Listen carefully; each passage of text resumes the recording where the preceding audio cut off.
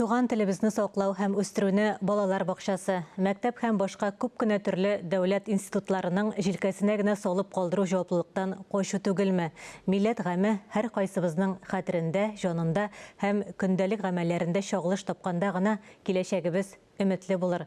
Алдагы сәхифәбез шуны дәлилли.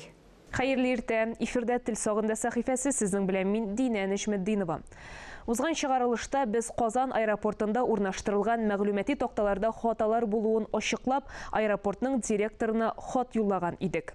Күптән түгел безгә җавап хаты килеп иреште. Нәтиҗәдә сез тапкан хаталар тиз арада төзәтеләчәк дип вәгъдә иткән аэропорт акционерлык җәмгыяте. Без әлеге сәхифә кысаларында киткән хаталарны төзәтеп кенә калмыйча, телебез өчен җан атучыларны да күрсәтәбез. Бүген сүз 7 кыз турында барачак, алар татар теленнән бердәм дәүләт имтиханын тапшырганнар. Менә алар тел каһарманнары. Казаннан 4 укучы һәм республикабыз районнарыннан тагын 3.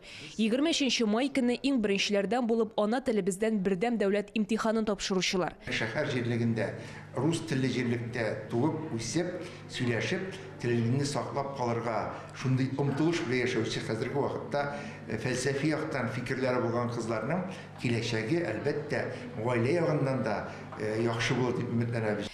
Республика дәүләт советы рәисе урынбасары Марат Әхмәтов аларны рәхмәтен белдерергә, аралашырга һәм киләчәккә планнарын белешергә дип үзенә чакырды. Шулай ук биредә татар телен тапшырган укучыларга югары уку йортына кергәндә өстәмә баллар өстәү турында фикер алышу да булды. Югары уку йортларындагы аларның төрле кызыксындыру чаралары аша 10 балл бирә торган шушы өстәмә балл эченә ничектер инде республикабызда татар тел республикада татар теленең киләчәге турында кайгыртабыз икән, әлбәттә бу мәсьәләнең чишелешенә без эзләргә тиеш. Без ул проблеманы ишеттек һәм ул һичшиксез киләчәктә менә нәкъ татар теленнән дәүләт имтиханы сайлау өчен бик күп балаларыбызга безнең хәтта стимул да булырга мөмкин. Яшерен батырын түгел, 2017 елдан башлап мәктәпләрдә татар теле әти-әниләрнең гаризалары нигезендә укытыла башлады. Шундый замана катлаулыкларына да карамастан милләтебезнең 7 баласы батырчылык итеп татар теленнән имтихан бирергә уйлаган. Алай гына да түгел, алар алга таба үзләрен ана телебезгә хезмәт итүгә багышларга ниятләгәннәр. Мөслим кызы Камилә Минхаҗева татар филологиясе бүлегендә укуны сайлаган, киләчәктә журналист яки татар теле укытучысы булырга ниятли.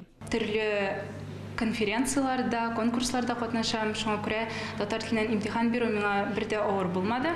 Әтнә районы Кымыргуча авылыннан Диләрә Гарипованың татар теленә мәхәббәте төрле олимпиадаларда катнашып уяна. Шуңа имтиханы тапшырырга артык кыен булмаган, өстәвенә әзерләнергә әнисе булышкан. Җырга биюгә, сәнгатькә гашык булып үстем.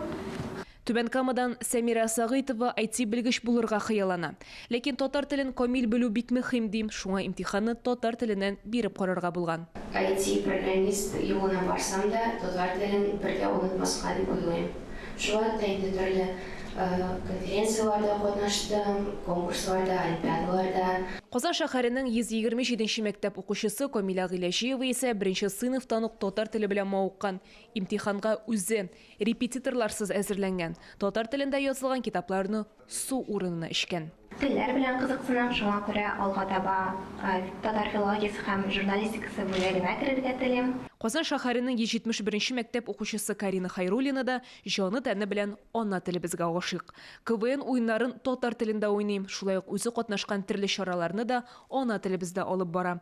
Шуңа да татар теленнән имтихан бирәм дип карар кылган. Әти-әнисе һәм укытучылары әлеге идеяны хуплаган. Гаиләдә дә татар телендә сөйләшәбез, татар телен бик яратып та укыдым 11 ел. Бүтән татар теле булган чараларда мәктәптә катнашып, театр, биюләр. Казан шәһәренең 71нче мәктәп укучысы Илина Куренщикова укытучым Лилия Альбертовнага рәхмәтлемен ди. Чөнки остазы ярдәмендә Илина татар телен сайлаган. Татар телен 95 балга бирдем һәм аның белән минем КФУның татар-инглиз теле бүлегенә керәсе килә. Казан шәһәре авиатөзелеш районының 10нчы гимназия укучысы Регина Инсапова киләчәктә татар филологы булырга хыяллана. Шуңа татар теленнән имтихан тапшырган. Театр түгәрәгенә йөрим. Татар телен 92 балга бирдем. Башка еллар белән чагыштырсак, 2022 елда татар теленнән бердәм дәүләт имтиханын бер кеше тапшырган. 2023 һәм 24 елларда 7 укучы татар телен сайлаган. Заманасына күрә уразасы дигәндәй, тыйнак кына шундый соннарда сөенергә мәҗбүр итә. Димәк, әле бу матур гамәлнең дәвамы да булачак. Әлеге 7 кыз республикабызда туган телебезне үстерүгә үз өлешләрен кертәчәкләренә, матур үрнәкләре белән үз артларыннан башка күп кенә яшьтәшләрен ияртәчәкләренә өмет итә алабыз. Туган телен кадерләгән халык кына кадерле булыр дигән безнең әби-бабаларыбыз. Шулай була күрсен. Динә Нәҗметдинова, Александр Решоткин, Татарстан яңалыклары.